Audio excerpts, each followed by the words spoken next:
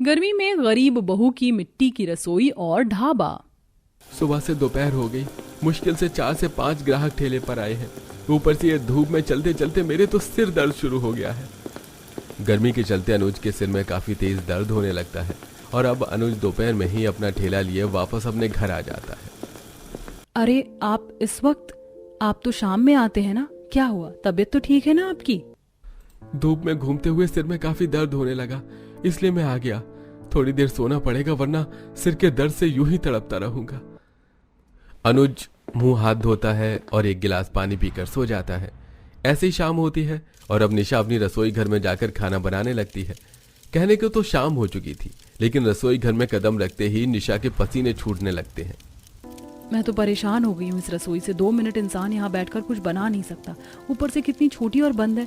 घर तो फिर भी थोड़ा बहुत खुला हुआ है तो गर्मी कम लगती है, लेकिन जरा यहाँ आकर देखो, ऐसा लगता है कि रसोई में नहीं बल्कि ज्वालामुखी के मुंह के अंदर आकर बैठ गई हूँ।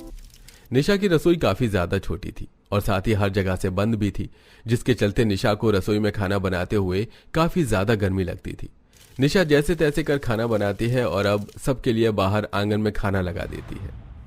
भाभी, अभी जब मैं पानी लेने के लिए रसोई में गई तो रसोई बिल्कुल आग की भट्टी की तरह भपक रही थी। मैं तो कहती हूँ कि आप आंगन में ही चूल्हा बना लो। सोचा तो मैंने भी यही था, लेकिन कोई फायदा नहीं है। रात में तो आराम से खाना बना लूंगी, लेकिन दोपहर और सुबह तो धूप में मेरा शरीर जलेगा।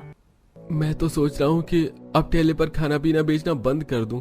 इतनी गर्मी में घूमते घूमते खाने पीने की चीज बेचना काफी मुश्किल हो जाता है। पता है, अभी भी मेरे सिर में दर्द हो रहा है हल्का हल्का। इतनी गर्मी में तो कम से कम इंसान के पास एक छोटा सा ही सही लेकिन ढाबा तो होना चाहिए। बिना ढाबे के तो मैं खाना नहीं बेच सकता। अब बेटा, इसके लिए पैसे भी तो होने चाहिए। अगर हमारे पास ढाबे के लिए पैसे होते तो सबसे पहले तो मैं बहू की रसोई तुड़वाकर ठीक से बनाती।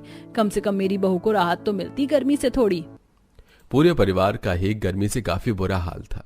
अनुज जब भी धूप में बाहर ठेला लेकर निकलता तो उसकी हमेशा हालत खराब हो जाती। कभी कभी तो अनुज को इतनी तबीयत खराब होती कि वो कई कई दिनों तक बिस्तर पर ही पड़ा रहता। अगर शरीर में थोड़ी बहुत जान होती तो मैं कभी भी अपने बेटे को ऐसे हालत में नहीं देखता और खुद जाकर ठेला लगाता। न जाने कब इनकी तबीयत ठीक होगी। और अगर कभी अनुज की तबीयत ठीक भी होती और वो सुबह से शाम तक अपने खाने का ठेला लेकर इधर उधर घूमता तो भी गर्मी के चलते कोई उसके ठेले पर आकर खाना नहीं लेता, जिससे काफी सारे खाने की बर्बादी होती थी। आज खाना बनाने की कोई जरूरत नहीं है। सारा का सारा खाना बचकर यूं ही वापस आया है। इतना सारा खाना हम लोग कैसे खाएंगे और कहाँ तक पड़ोस में भी बांटेंगे? कितनी पैसों की बर्बादी होती है। अब क्या ही कर सकते हैं, हमारी तरह ग्राहक लोगों को भी तो गर्मी लगती है। आजकल तो लोग अपने घरों में ही बैठे बैठे एसी की ठंडी हवा में खाना मंगवा कर खा लेते हैं। जब इतनी सुविधा है तो कोई क्यों ही इतनी गर्मी में बाहर निकलेगा। कुछ समय और गुजर जाता है। निशा के ससुराल में सास ससुर के कुछ रिश्तेदार आए होते हैं। सोमवती, तुम्हारा घर तो फिर भी ठीक है, लेकिन रसोई तो बाप रे बाप। पता है, अभी मैं अंदर पानी लेने के लिए गई, कितनी गर्म है तुम्हारी रसोई। बेचारी तुम्हारी बहू इतनी गर्मी में खाना कैसे बनाती होगी। क्या बताऊं दीदी, हम सब काफी परेशान है रसोई की वजह से। 2 मिनट बैठ नहीं सकते अंदर जाकर। शहर से तो अच्छा हमारा गांव ही है। पता है, गांव में आज भी कई लोगों के घर मिट्टी के बने हैं। हमारा तो खुद का ही घर मिट्टी का बना है। घर से लेकर रसोई सब कुछ मिट्टी का ही है। पूरा घर बिल्कुल बर्फ जैसा ठंडा रहता है। मुझे तो लगता है कि पुराने जमाने में ही लोग मिट्टी के घर रसोई वगैरह बनाते होंगे, लेकिन आज के समय में भी लोग मिट्टी के घर में रहते हैं। ये जानकर काफी हैरानी हुई। वही तो बहू, बिना पैसे लगाए बस थोड़ी मेहनत कर, कम से कम गर्मी से थोड़ी राहत तो मिलती है। 2-4 दिनों में ही वो सभी रिश्तेदार वापस अपने घर चले जाते हैं। तो वहीं अब निशा जल्दी से ढेर सारी मिट्टी इकट्ठा करके घर लेकर आती है, जिसे देख सोमवती, मनीषा बहू तो इतनी सारी मिट्टी क्यों लेकर आई है? भला अब इस मिट्टी का क्या करेगी? आपको सुनीता काकी की ये बात याद नहीं है? उन्होंने कहा था कि गांव में लोगों की मिट्टी के घर और रसोई होती है जिसमें काफी ठंडक रहती है। इसीलिए मैंने सोचा है कि अब घर तो ना सही, लेकिन कम से कम मिट्टी की रसोई तो बना सकती हूँ। भाभी बिल्कुल ठीक कह रही है। खाना तो भाभी बनाती है। गर्मी में देखिए उनकी क्या हालत हो गई है। हाथ पैर पर कितने दाने निकल आए। भाभी, मैं आपकी इसमें मदद करूंगी। निशा अपनी सास और नंद की मदद से अब जल्दी एक मिट्टी की रसोई बनाती है। रसोई के साथ साथ रसोई में इस्तेमाल किए जाने वाले बर्तन और यहाँ तक कि तसल्ली से बैठकर खाने के लिए छोटे छोटे बैठक भी बनाती है। 3 से 4 दिन की लगातार मेहनत के बाद आखिरकार निशा की मिट्टी की रसोई बनकर तैयार हो जाती है, जिसके अंदर काफी ज्यादा ठंडक होती है। अरे बहू, इसके अंदर तो सच में काफी ज्यादा ठंडक है। अब तो हम इस मिट्टी की रसोई में बैठेंगे और यहीं पर आराम से खाना खाएंगे। हाँ भाभी, मुझे भी यहाँ पर काफी सारा ठंडक महसूस हो रही है। अब तो आराम से आप खाना बना पाएंगी। पूरा परिवार आधे से ज्यादा समय उस मिट्टी की रसोई में ही गुजारता, तो वहीं अब सब खाना बनाने के साथ साथ एक साथ बैठकर खाना भी खाते। गरीब बहू निशा को इस गर्मी में अपनी गर्म रसोई से छुटकारा तो मिल गया था, लेकिन वहीं अनुज का काम अब दिन पर दिन काफी मंदा होता जा रहा था। क्या करूं, कुछ समझ नहीं आ रहा है। फैक्ट्री में जाकर मजदूरी करूंगा तो भी 4 पैसे नहीं कमा पाऊंगा। इतने सपने लेकर ये ठेले का काम शुरू किया था मुझे, पर क्या पता था कि ये ऐसा हो जाएगा। आप एक काम क्यों नहीं करते? जिस तरह हमने मिट्टी की रसोई बनाई ठीक उसी तरह आप एक मिट्टी का ढाबा बनाएं। फिर देखना, आप आराम से एक जगह बैठकर लोगों को खाना खिलाएंगे। मिट्टी की रसोई और मिट्टी का ढाबा बनाने में काफी बड़ा अंतर है। और रसोई तो फिर भी तुम लोगों ने 4-5 दिन में बना ली, लेकिन ढाबा बनाने में काफी समय लगेगा और ये काम इतना आसान नहीं है जितना दिख रहा है।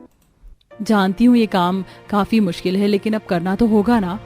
अगले दिन अब पूरा परिवार एक साथ मिलकर मिट्टी का ढाबा बनाने के लिए काफी सारी मिट्टी को इकट्ठा करता है और अब धीरे धीरे मिट्टी का ढाबा बनाना शुरू कर देते हैं। मैं तो सोच रही हूँ ढाबा बनाने के साथ साथ मिट्टी के बड़े बड़े चूल्हे और तंदूर भी बना लेते हैं, लेकिन जब ग्राहक खाएंगे तो बैठेंगे कहाँ? भाभी, जब मिट्टी का ढाबा बना रहे हैं तो मिट्टी की कुर्सी टेबल भी बना लेते हैं। काफी मेहनत और कुछ समय के बाद आखिरकार इस गरीब परिवार का मिट्टी का ढाबा बनकर भी तैयार हो जाता है, जिसके अंदर काफी ज्यादा ठंडक थी। आसपास के कई सारे लोग मिट्टी के ढाबे को देखकर काफी हैरान होते हैं और अब इस मिट्टी के ढाबे में आते हैं। अरे ये आप लोगों का ढाबा सच में मिट्टी का ही बना है ना? ये तो हमें लग रहा है कि मिट्टी के घर वगैरह तो देखे थे, लेकिन मिट्टी का ढाबा पहली बार देख रहा हूँ। बिल्कुल सही कहा है आपने। हमारा ये ढाबा मिट्टी का बना हुआ है और यहाँ का खाना तो इस ढाबे से भी ज्यादा बढ़िया है। अरे भूख तो बहुत जोरों की लग रही है। वैसे क्या क्या है खाने में? यह हमारा मेन्यू है, आपको जो भी खाना है बता दीजिए, हम अभी झटपट तैयार कर देते हैं। ग्राहकों के ऑर्डर देते ही अनुज और निशा बड़े बड़े मिट्टी के बर्तनों में मिट्टी के चूल्हे पर ही उनका ऑर्डर का खाना बनाते हैं। और अब जब सभी ग्राहक मिट्टी के बर्तनों में बना हुआ खाना खाते हैं तो ये खाना खाकर तो मुझे अपने गांव की याद आ गई। जब मैं गांव में रहता था तो वहाँ अक्सर मिट्टी के बर्तनों में बना हुआ ही खाना खाया था। मिट्टी के बर्तन में बना हुआ खाने का स्वाद ही अलग है भाई। और ये मिट्टी के गिलास में ठंडी ठंडी लस्सी। अरे भैया, ऊपर से उस मिट्टी के ढाबे में तो एक पंखा तक नहीं है, लेकिन मिट्टी की वजह से यहाँ कितनी ज्यादा ठंडक है। सभी ग्राहक काफी खुश होते हैं, जिसे देख अनुज और निशा को काफी ज्यादा अच्छा लगता है। ऐसे कुछ दिन गुजर जाते हैं और अब निशा और अनुज का मिट्टी का ढाबा काफी तेजी से अपनी रफ्तार पकड़ लेता है। अरे यार, खाना ठंडा हुआ जा रहा है और तू है कि फोन चलाने में लगा हुआ है। अरे जल्दी से खाना खा ले, वरना तेरे हिस्से का ये शाही पनीर मैं खा जाऊंगा। अरे 2 दिन पहले जब हम मिट्टी के ढाबे में आए थे तो मज में यहाँ की फोटो पोस्ट करी थी और सिर्फ 2 दिन के अंदर ही कितने अच्छे व्यूज और लाइक आए हैं इस पर। और देख, लोग तो लोकेशन भी पूछ रहे हैं इस जगह आने की। अरे वही लगता है इनका ये मिट्टी का ढाबा कुछ समय में काफी फेमस होने वाला है। जो भी ग्राहक निशा की मिट्टी के ढाबे में आ रहे थे वो सब वहां की फोटो क्लिक करके सोशल मीडिया पर पोस्ट कर रहे थे, जिससे अब और भी कई सारे लोग निशा के मिट्टी के ढाबे से जुड़ जाते हैं और अब धीरे धीरे उनकी आर्थिक स्थिति भी ठीक होने लगती है। उनके गरीबी वाले हालात पूरी तरह से मिट जाते हैं और पूरा परिवार हंसी खुशी रहता है। तो वहीं आज भी निशा और अनुज का मिट्टी का ढाबा ग्राहकों से भरा हुआ होता है। माँ जी, यहाँ मेरे आते ही सब लोग अपने घर के अंदर क्यों चले गए? क्या ये लोग मेरे स्वागत और मुंह दिखाई के लिए अंदर नहीं आएंगे? अरे बहू, तू इन सब बातों में ध्यान मत दे, चल गृह प्रवेश कर। तब जेठानी लक्ष्मी शिप्रा की आरती कर उसका गृह प्रवेश करवाती है। घर के अंदर आने पर 2-4 रिश्तेदार बहू की मुंह दिखाई कर अपने घर चले जाते हैं। माँ जी, रिश्तेदार तो चले गए, लेकिन आस पड़ोस के लोग क्यों नहीं आए? और वो ऐसे घूर क्यों रहे थे जैसे कि हम कोई भूत वगैरह हैं और अंदर छुप गए? चाची, ये लोग ऐसे ही है, वो हमें अच्छू। तुम चिंटू की बात मत सुनो, वो बच्चा है, कुछ भी कहता है। बैठ जाओ, मैं तुम्हारे लिए नींबू पानी ले आती हूँ। जेठानी जी, मुझे गर्मी की वजह से बहुत चिपचिपा फील हो रहा है, मुझे नहाना है, आप बाथरूम बता दीजिए। हाँ हाँ बहू, तुम थोड़ा इंतजार करो, अभी पानी मंगवा देती हूँ राजेंद्र से कहकर। माँ जी मैं ले आती हूँ। घर से 2 खाली बाल्टी लेकर लक्ष्मी बाहर कुएं की तरफ जाती है, जहाँ गांव वाले उसे देख बाल्टी फेंक देते हैं। क्यों रे लक्ष्मी, तुझे क्या लगा था तू इस कुएं से पानी भर लेगी? पता है ना पूरा गांव इसी कुएं से पानी पीता है, फिर भी मुंह उठाकर यहाँ आ गई। तुम जैसी पिछड़ी जाति के लोगों को इस पानी के आसपास भी नहीं भटकना, कितनी बार बताएं? देखिए काकी, गर्मी बहुत है, घर में पानी की ढंग से एक बूंद नहीं है, बस 2 बाल्टी पानी दे दीजिए। 2 नहीं, 1 ही बाल्टी पानी मिलेगा तुम्हें। गांव वाले पहले अपनी बाल्टी और मटकों को भर लेते हैं, फिर शकुंतला 1 बाल्टी पानी निकालकर दूर से उसकी बाल्टी में पानी पलट देती है। काकी ये बाल्टी आधी खाली है। आधा पानी तो तूने बाहर गिरवा दिया, अब इतना ही मिलेगा। मजबूरन लक्ष्मी वहां से किसी दूर नदी पर जाकर घर पर पानी भर के लाती है। माँ, आपने आने में इतनी देर क्यों कर दिया था? उन गंदी आंटी ने रोका क्या आपको? भाभी ये नैना क्या बोल रही है? कौन सी आंटी? अरे शिप्रा, तुम पहले नहा लो वरना गर्मी से पानी और गर्म होगा। दीदी इस 1 बाल्टी पानी में मैं कैसे नहाऊंगी? आज इतने में ही काम चला लो शिप्रा, वो क्या है ना, कुएं पे भीड़ बहुत है और गर्मी के मारे इतना ही पानी ला पाई। तब शिप्रा 1 बाल्टी पानी से नहाकर गुजारा कर लेती। फिर नहाकर शिप्रा सास के पास आती है। माँ जी खाने में क्या क्या बनाना है बता दीजिए, मुझे बहुत अच्छा खाना बनाना आता है। आज की पहली रसोई आप सभी को याद रहेगी। नहीं बहू नहीं, अभी तू नई बहू है, थक गई होगी, कुछ दिन बाद खाना तुझे बनाने देंगे। हाँ बहू, तुम आराम करो। ससुर के कहने पर बहू अपने कमरे में चली जाती है। अजी अच्छा हुआ आपने बहू को अंदर भेजा, कहीं उसे यहाँ के राशन पानी के ना होने की खबर लग जाती तो। लेकिन माँ आखिर हम कब तक छुपा पाएंगे? वो इतने बड़े घर से यहाँ आई है, उसे कभी भी ऐसे राशन पानी की कमी नहीं हुई होगी। पता नहीं कैसे गुजारा करेगी वो यहाँ पे। पीयूष बिल्कुल ठीक कह रहा है अमृता। खैर कुछ दिन रसोई और पानी तुम और बड़ी बहू ही संभालो। पापा जी लेकिन कब तक राशन तो लाना ही पड़ेगा फिर भी। लक्ष्मी तुम चिंता मत करो, मैं दूसरे गांव से राशन लेता आऊंगा। बहू को कम राशन का पता न लग जाए, जिसकी वजह से बड़ी बहू और सास मिलकर खाना बनाते हैं और सभी फिर एक साथ बैठकर खाना खाते हैं। अरे ये आधा ग्लास पानी क्यों? कम से कम ग्लास भर के पानी तो पी ले। चाची आज तो आधा ग्लास पानी भी मिल रहा है, कल तो इससे भी कम पानी दिया था दादी ने।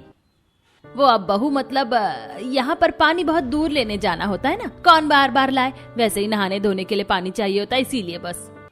अच्छा वैसे आप सब लोग इतना कम खाना क्यों खा रहे हैं और मुझे इतना ज्यादा दिया है? वो शिप्रा तुम कितने सवाल करती हो, शादी की वजह से हम सबका ज्यादा खाना खाने का मन नहीं है, वैसे भी गर्मी है, पर तुम अच्छे से खा लो और बच्चों तुम दोनों भी।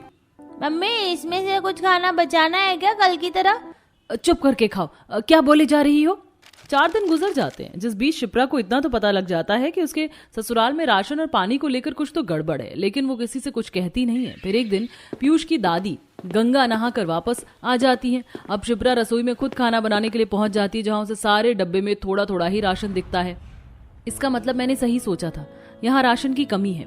ये तो बिना राशन और बिना पानी का ससुराल है। ये लोग मुझसे इसीलिए ये सब छिपा रहे थे, जिसकी वजह से मुझे आज तक इन्होंने पहली रसोई नहीं करने दी। तभी सास एकदम से आकर डब्बा छीन लेती है।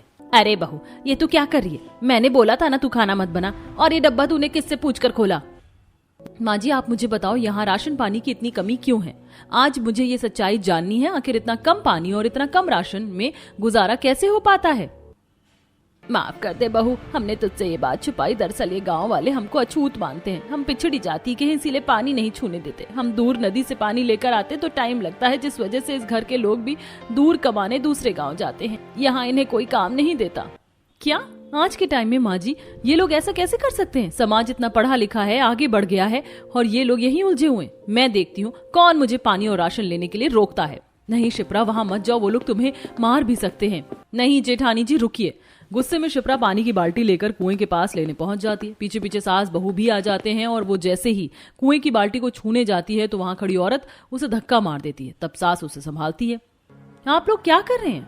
आज के जमाने में ऐसी हरकत क्यों कर रहे हैं? ये कुएं का पानी पूरे गांव के लिए है, तो आप लोग हमारे साथ ऐसा क्यों कर रहे हैं? हटिए यहाँ से। रुक जाओ शिप्रा, तुम नई नई आई हो इसलिए तुम्हें माफ कर रहा हूँ। ध्यान रहे अगर किसी भी गांव के लोगों से उलझने की कोशिश की तो अंजाम बहुत बुरा होगा। चलो निकलो यहाँ से। हाँ तुम्हारा राज इस गांव में नहीं चलेगा, समझी? जो करना है अपने घर में करो, यहाँ नहीं। ये हम जैसे पवित्र लोगों का पानी है, हम तुम लोगों को छूने नहीं देंगे। पता चले ये भी अपवित्र हो गया। शिप्रा चलो यहाँ से, ये लोग ऐसे ही हैं। शिप्रा को गुस्सा आता है, वो चाहकर भी कुछ नहीं कर पाती। वहीं घर पर बच्चे खाने के लिए तरस रहे होते हैं। माँ भूख लगी और खाना चाहिए। बेटा अब नहीं है, मेरा हिस्सा भी मैंने पापा को दे दिया। मुझे नहीं पता था जेठानी जी कि यहाँ पर इतनी बुरी कंडीशन है। चिंटू बेटा, नैना, तुम दोनों मेरी प्लेट का खाना खा लो। फिर बहू तुम क्या खाओगी? दादी जी, मुझे मेरी नहीं बच्चों की फिक्र है। माँ जी, मेरे पास कुछ शगुन के पैसे हैं, मैं दुकान में से राशन ले आती हूँ। लेकिन राशन की दुकान पर पहुंचते दुकानदार को कोई बता देता है कि वो अमृता की बहू है, तो दुकान वाला भी उसे भगा देता है और शिप्रा घर लौट आती है। सास और बहू घर से बहुत दूर कड़ी धूप में नदी से पानी लाकर गुजारा करते हैं। दिन गुजरते हैं, पूरा परिवार बिना राशन और पानी के बिलख रहा होता है। घर की स्थिति काफी नाजुक थी और साथ ही सरस्वती भी जिंदगी और मौत के बीच जूझ रही थी। बच्चों, गर्मी से बहुत बुरा हाल है, मेरा गला सूख रहा है, पेट में दर्द हो रहा है। बहू पानी ही पिला दे। हे भगवान, घर में तो एक बूंद पानी नहीं है। दादी जी के प्राण सूख रहे, हमें जल्दी पानी लाना होगा। दीदी, मैं पानी लेकर आती हूँ कुएं के पास से। शिप्रा कुएं से पानी लेने जाती है, लेकिन गांव के लोग उसे पानी नहीं लेने देते। बहुत मिन्नत करके दूर से पानी देते हैं और जब तक शिप्रा घर आती है, दादी सास अपना दम तोड़ देती है। सब रो रहे होते हैं। ये देख शिप्रा भी टूट जाती है। बस अब बहुत हुआ, अभी घर में एक जान गई है, कल को और कितनी जान जाएंगी। अब मुझे इसका हल निकालना होगा। दादी के अंतिम संस्कार के बाद शिप्रा फौरन दिल्ली जल बोर्ड में पानी और सीवर का आवेदन डालती है और कुछ ही दिनों में पेपर पास होने पर सप्लाई लगाने कुछ लोग आते हैं और शिप्रा के घर में पानी का कनेक्शन लग जाता है, जिसकी वजह से घर में पानी की तो दिक्कत अब शिप्रा के घर में खत्म हो जाती है कि तभी एक दिन गाँव में बहुत शोर मच रहा होता है। अरे बचाओ, मेरे घर में आग लग गई, कोई तो बचाओ। अरे मेरे बीवी बच्चे को कोई तो मदद करो मेरी। अरे कौन ही खींचे कुएं से पानी, चलो जी यहाँ से। अरे ये क्या, भाई साहब रुकिए। फिर शिप्रा जल्दी से पानी वाले मोटर को ऑन करती है, जिससे भीम के घर की आग शांत हो जाती है और उसके बीवी बच्चे भी सही सलामत बाहर आ जाते हैं। शुक्रिया शिप्रा, अगर आज तुम ना होती तो आज हम नहीं होते। ये सारा मंजर गांव वाले वहीं खड़े होकर देख रहे थे। दरअसल भीम वही गांव का सरपंच था जिन गांव वालों के साथ मिलकर वो शिप्रा के घर वालों को अछूत कहता था। आज उसी अछूत घर की बहू ने उसके घर की जान बचाई थी, जिसकी वजह से भीम, मैं इनका शुक्रगुजार हूँ कि इनकी वजह से आज मेरा परिवार यहाँ सही सलामत है। और कान खोलकर सुन लो सभी, खबरदार, आज के बाद अगर किसी ने भी इनके परिवार के साथ ऊंच नीच की तो उसे ये भीम कहीं का नहीं छोड़ेगा। और शिप्रा, मुझे माफ करना, इन गांव वालों के साथ मिलकर मैंने भी तुम्हारे परिवार के साथ बहुत बुरा किया। तुम लोग मेरी वजह से राशन पानी के लिए मोहताज हो गए, लेकिन आज के बाद मैं वादा करता हूँ कि कभी भी अब तुम्हारे परिवार को इस परिस्थिति से गुजरना नहीं पड़ेगा। अरे बहुत खूब, जब तक अपने पर न बीते तब तक अकल कहाँ आए। आखिरकार इन गांव वालों को अकल आ गई।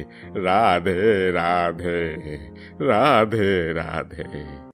गांव के सभी लोग फिर शिप्रा के लिए तालियां बजाते हैं और इस बदलाव से घर के तीनों मर्दों को भी अपने ही गांव में नौकरी मिल जाती है और अब राशन की दुकान पर राशन भी मिल जाता है, जिससे उनके घर राशन पानी की समस्या हमेशा के लिए खत्म हो जाती है और वो सब खुशी खुशी रहने लगते हैं।